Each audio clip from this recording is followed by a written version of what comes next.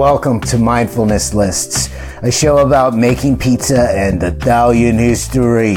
Actually, the focus of this podcast is simple mindfulness practices, philosophy, psychology, and the health solutions that support them. In each episode, we'll discover the most practical, applicable, and helpful solutions on the aforementioned subjects. My definition of mindfulness lists are a concise summary of a book or subject. And at the end of each subject, I'll summarize the pertinent information that will help you the most with easy practices, clear explanations, and short lists.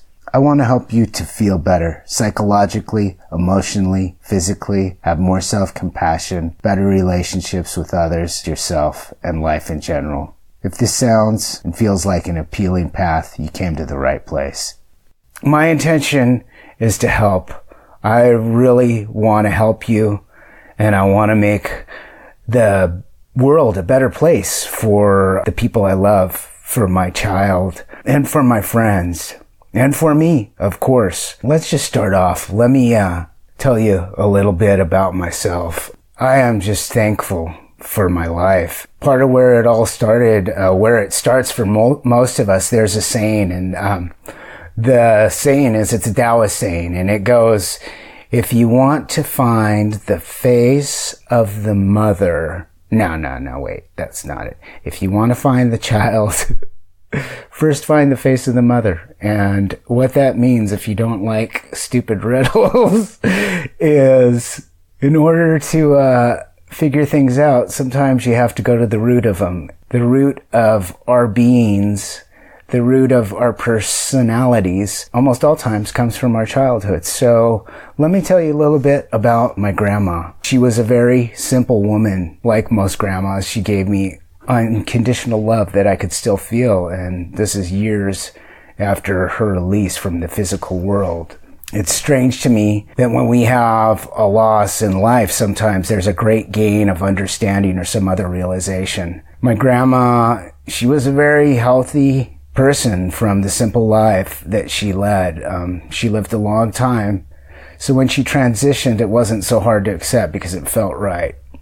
My grandma, Louise was her name, is one of my favorite people in the world that I've ever met. And I never really considered her extraordinary. Whenever we were together, which was a lot, she only had one main question. How can I help? Over and over and over. It would drive me crazy sometimes. She would ask the same question. How could I help? She was a very strong woman, physically and mentally. And now that I think about it in retrospect, I might imagine her strength came from caring about others and being selfless. My mother and the mother of my daughter are very similar to my grandma. They're both full of unconditional love, devotion, and goodwill.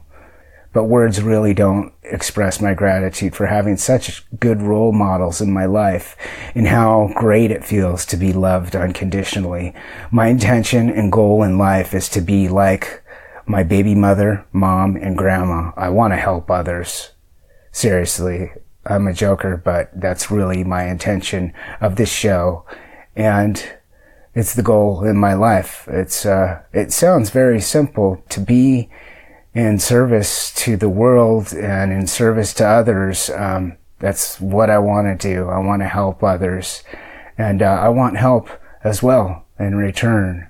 So welcome to the show that offers you simple, practical health solutions. Mindfulness Lists. Time is an angel or devil, best friend or worst enemy.